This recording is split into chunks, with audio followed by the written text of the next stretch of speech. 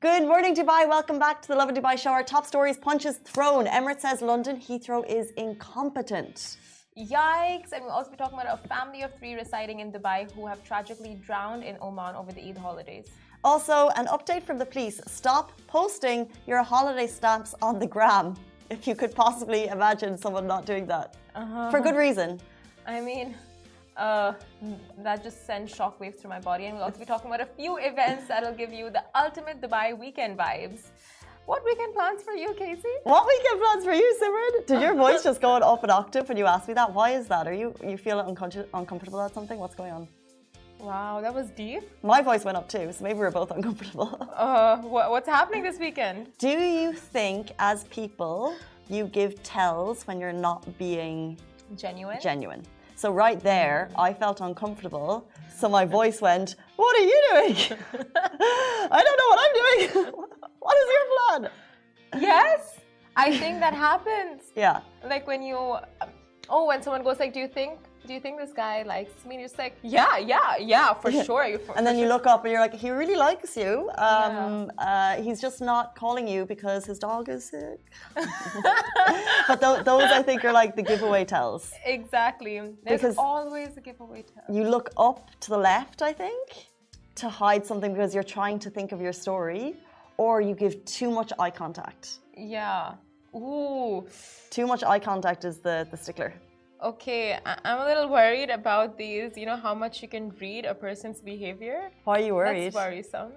I don't know, like I feel like you can catch out lies. Yes, it's possible, Simran. Oh my God. Tell us more though. Other ways of catching lies? Why are you so interested? I feel like our audience is interested. I feel like someone should like... Casey spills the beans on how you can catch lies. Okay, so when you're telling a lie, Simran, stop scratching your nose. Okay. Don't scratch your nose. Don't scratch your nose. That's a giveaway. Did you know that? No, I didn't know any of this. Next.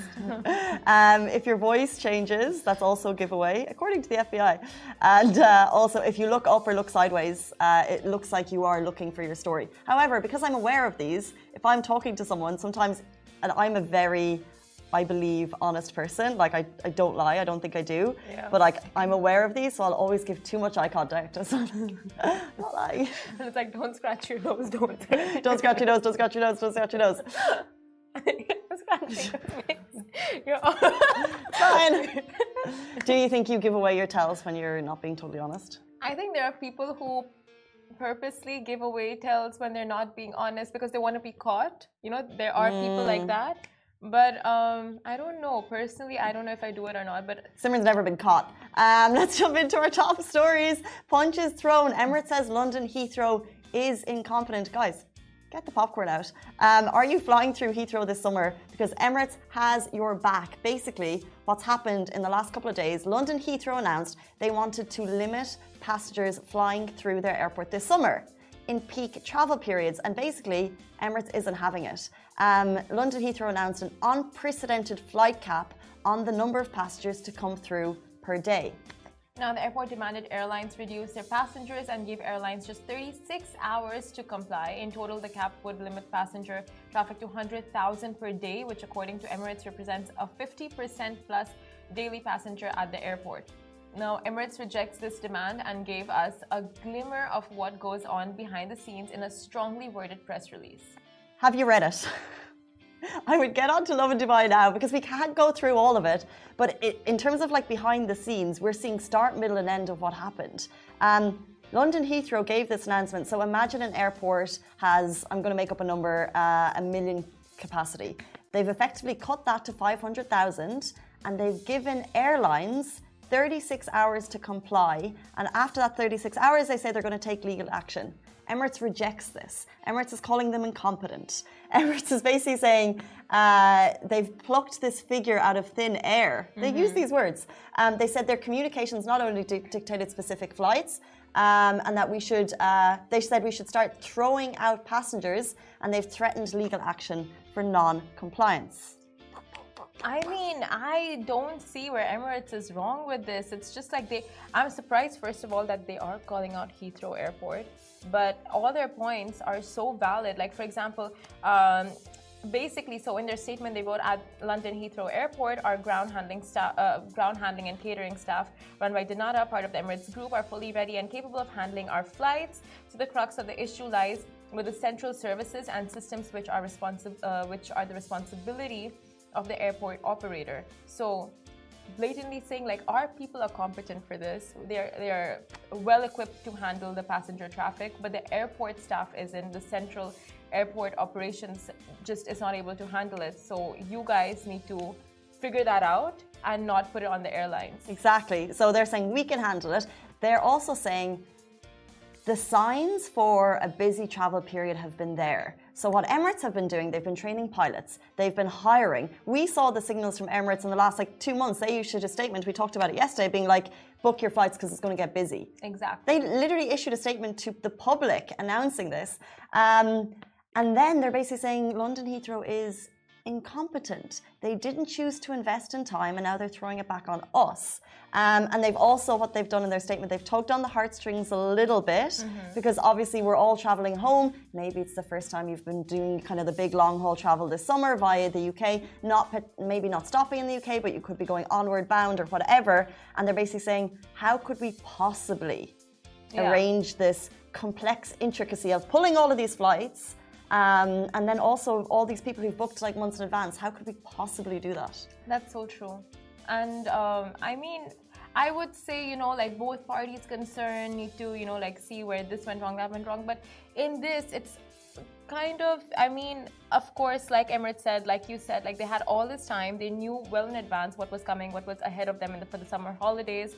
The traffic they would expect, that too with people just wanting to come down, see family, visit, tourism, all of that. So it's something that should have been prepared for well in advance, which it wasn't. Well, what Heathrow has said is that they had apparently looked to airlines to make a plan.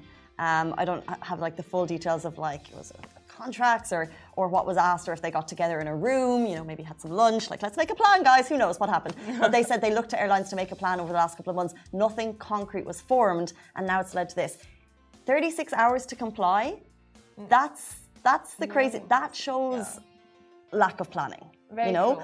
If Heathrow is freaking out, one of the world's busiest airports is freaking out, don't give airlines 36 hours to comply with that, considering the complexity of the situation. Emirates, there's a lot going on behind the scenes in terms of managing, but they just said it's adding to the capacity. 70% of our customers are going beyond. It's not just moving one person's flights. It's it would be changing the whole system, and it would just be impossible. They're rejecting it. They're saying no. They're saying their flights are going to continue. So it will be very, very interesting to see how this plays out. I am worried for the passengers. I just hope, how Heathrow has been having so many issues in the last couple of weeks, passengers getting stuck, baggage issues, all of that. So I just hope it's not another thing for passengers. Okay, fine, our flight made it, and now what? But I am sure they'll have to plan for hours and hours of waiting at the airport, because even when it's not peak period at Heathrow, you still have to wait for hours just at immigration itself. So maybe you haven't faced that, but us normal people have. Well, the reason Heathrow made this shock announcement was because they said that since post-COVID, there was due to staff shortages, the service levels were going down, so queues were getting bigger, so they had to introduce this. But Emirates is well, we got our ducks in order, why couldn't you? And they've gone even further, and they're shareholders, scrutinize this decision because we are one of your, in general, it's gonna mess up the friendship. But obviously one of the world's biggest and best airlines, one of the world's busiest airports. Let's see. Well, let's see how this plays out, like Casey said. But we move on to our next story. A family of 3 residing in Dubai tragically drowned in Oman over the Eid holidays. Now, the Eid holidays turned very tragic for the Dubai-based family of 3 after strong tides swept away all of the family members at a beach in Salalah, Oman. Now, the family lived in Dubai and traveled to Oman by road to celebrate the Eid al-Adha holidays, and originally from Maharashtra, India. 42-year-old Sashikant Mohammed and 9-year-old daughter Shruti and his 6-year-old son Shreyas were involved in a heartbreaking beach incident in the Gulf of Oman, the northwest arm of the Arabian Sea, that occurred on Sunday, 10th July. It's very difficult for us to share this story because we're aware of just what a tragedy this is for the family. Search and rescue operations carried out by the Royal Oman Police were able to recover the bodies of Shashikant and his son Shiraz. However, their 9-year-old daughter Shruti is still missing. So what's happening at the moment, rescuers are extensively searching for the young girl, and we are praying that she is found. Exactly, and according to the Royal Oman Police, a total of 5 tourists are feared dead as a result of this incident.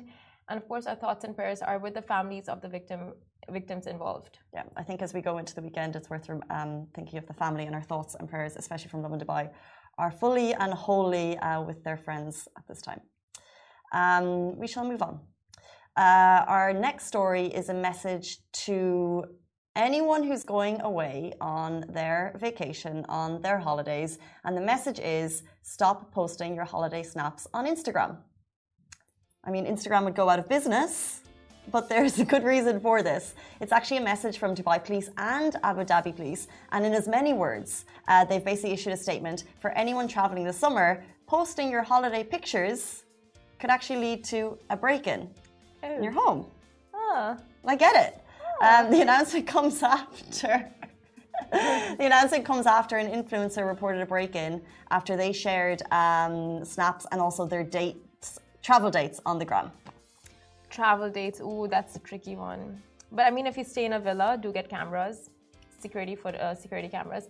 But yeah, Abu Dhabi Police commented, be sure not to share any information about your travel on social media so as not to expose your home to robbery during your absence. Now think about it. If you share your holiday deeds, you're announcing your home is empty, and that is so true. Never thought about it that way. But yeah, of course, dates is one thing. Like, you wouldn't want to like share publicly. You shouldn't be sharing publicly. But it's not even dates. It's like, how many people, can you answer this? If you were going on holidays, are you going to share a picture at the airport of like a little glass of something, your passport, your luggage, 2 weeks off, my alarms for work? Like, that's so standard. Like, I'd love to know how many photos of those are shared. Literally. And if you are someone with a following who shares their life, so for example, like I can think of 20 influencers I follow on Instagram. I know their home lives. Like, I know if they share a home with someone nearly. Like, I can pinpoint 2 or 3 people that I'm pretty sure live alone because like I've seen their wardrobes. I've seen their living room situation. Like, there may be something I don't know. So if they're going on holidays and you see and they're like, oh, I'm doing like London, Paris, France, you're like, off with you. But if I was a non-genuine person and I wanted to break into their house, that would be the time to do it. You're right. And I mean, you're right. I just don't know anyone. Like, why would you go on a holiday if you're not going to post on Instagram? Like, I would go on a holiday just to post on Instagram. So I find this so tricky. You wouldn't. I swear I would. Literally, like, I would plan a leave, a vacation, a holiday off to a destination only for the Instagram pictures. Simran, okay. Let me understand why. I like pictures. It's very simple. There's nothing more intricate to it. It's just like, I like pictures and I would want to post. And you know, like, I was on a rampage when I went on my solo trip and when I went to India. Like, I posted non-stop. Like, every 2 seconds I was posting something. So I mean, that's why I would want to go on a vacation, you know, just like to post, live my best Instagram life. No. The reason I can't agree with this is because Simran went on a solo trip and she shared all these amazing things. But what you shared about your trip was like the classic Instagram, like, I found myself. I'd really agree. Like, as though you were like, oh, you know, like living your best life outside of social media. That was all a complete lie. If you're just doing it for the gram. No, I wasn't doing it for the, like, obviously, you know, you go. Listen, it's a mix of the two. Let's go and find. No, leave it alone now. Okay, you guys, but of course, Simran has been blocked anyway. Found it. Cue travel music. You have to press the unmute button. Oh my god. So, I just realized we could have played for 6 seconds. Hillside stations in India are what dreams are made of. Hear your heartbeat. And that of nature unite. Because you...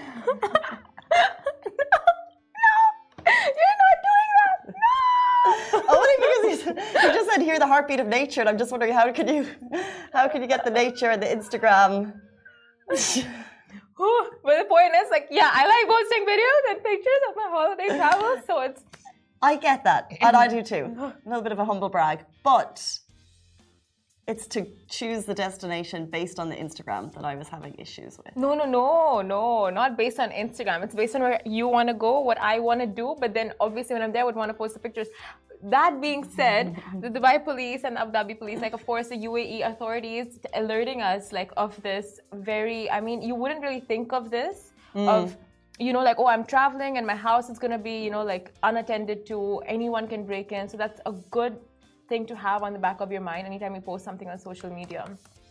Facts. So many stalkers, and that too, like, we've heard horrible stories of just like workers and all those things, like, you know, people knowing the schedules of the person living in the house, and then they break in when they're not at home, and all these things happen. So do be careful. A little tip from me to you. There's this camera called Easy Viz. You can get it on Amazon for probably about 100 dirham, and you can connect it to your phone, and it is a game changer if you have an animal that you want to, like, maybe, I don't know if it works for kids. It's probably the same.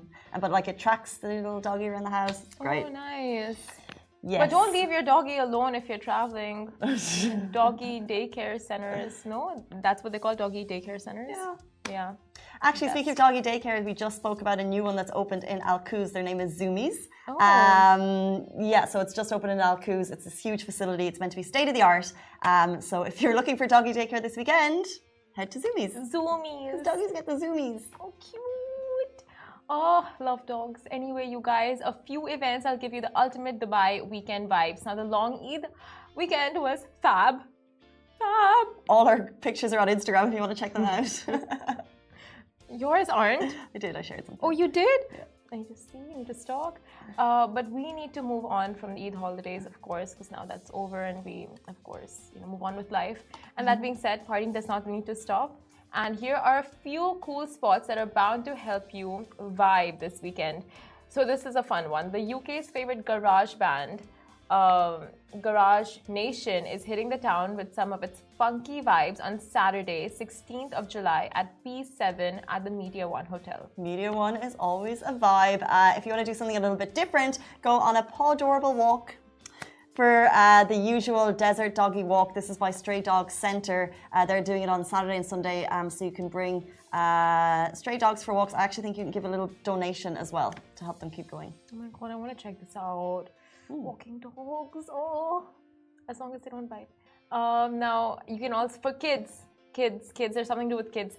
Imar Entertainment has 2 words for you: summer camps, taking place at Dubai Ice Rink Skating, Adventure Park, and Dig It at Spring Souk. So you can head on to Imar's Instagram and you'll find more information there. They're also always amazing for kids this summer. And finally, level up your dining game with more cravings by Marriott Bonvoy until end of September 2022. Get those discounts, get those deals, and treat yourself to some foodie adventures across the city. Also, what are you doing? Let us know. Give us some inspiration. Ooh, you can head to the fountains as well. Like we mentioned yesterday, they're the top fountains in the world, the Dubai fountain. Second. And the Palm Jumeirah. Oh yeah, the top. Just to be like accurate as according to the study, yes. I would say top. Right, for us it's the top. I would say top. No fountain speed. I'm going to be brushing up on my Arabic because apparently yesterday we pronounced the word for food wrong. Akhil. So do you think today we need to work on our pronunciation? No. Okay. Akhil. I feel like that's a dangerous territory that I don't want to get into. The pronunciation? Yeah. Oh, I butcher words and names day in, day out, and I apologize. But you apologize. Akhil.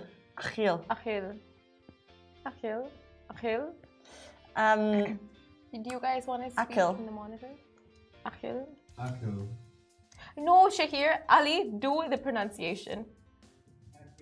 Okay, Akhil. Okay, we got it. So do we have the word for holiday? Oh, we already have it. It's ijaza. Ijaza. Yep. Okay, Arabic word of the day, by the way, to give you a little quick rundown. If this is your first morning ever with us, if it is, what have you been doing? Tune us in every morning at 8:30. But at the end of the show, we try and learn Arabic 1 word at a time. We genuinely want to start using more words in our day-to-day life, and we just think like 1 word at a time. It's proving more difficult than we thought. Yeah, it really is. But the one word that you've really like, I think will stick with you forever is bruhe. Yeah. No? Bruhe. Yeah. That's your takeaway from It means this. alone. Because it's basically I'm Alone. like shading you. I think we should learn together, because you know, like if we say bruhe too much, we might manifest that. We don't want that. We want to manifest togetherness. Okay. What's together, Ali? Actually, together is a great word for a sentence. Yeah, together. Together alone. Alone together. Now, Ali, can you give us... What? It's 2 words. Never mind. No, we got it. What is it? Okay, the word for together is... Maha bao. Bob. Bob. Bab. Smashed it? Oh. Can they hear you? Because I feel like I'm just making... They can. Okay. Maha baub. Ma'a. Ma'a. Okay, Ma'a. Ma'a. ba, Ba. A. b, B. d, B. no, yeah, d, D. D. d, D. yeah, like d, h, d-u-g-h. D. Dad. Maha baud. Ba'ab. Ba'ad. Ma baud. So instead of d, ba'ab, you do ba. You put your tongue on your upper teeth. Ba. Maha vowed. Why? You go. No. I want to spend our ijaza maha baud. She got it, right? She got it. Woo! Now you go, sentence. Okay, I'll learn the word first. So ma'a baud. Bad. Yes. Ma'a bad. Yes. Ma'a bad.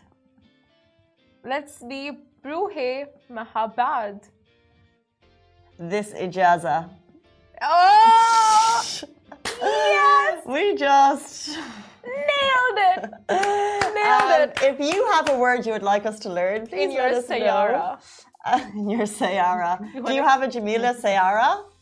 Because sayaras are very Galia. Oh my god! Oh my god! You know, you should do a full news segment with just these Arabic words. It's because I'm down with the shabub. No, what? Shabab, I'm down with the shabab. Okay. Yes, you are. Yes. What is shabab? Like down with the youth? The young people. Yes, you are. Yes. Word. No cap. Oh, we need to learn that next time. No cap. Yeah. In Arabic. Yeah. I think that's it for us on the show today.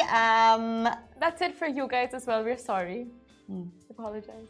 But if you want to watch the show, remember it's also available on IGTV later on today, Facebook, Twitter, Instagram, which I just said, YouTube, and in podcast format. Podcast formats. That means all the podcast formats that you can think of. Apple.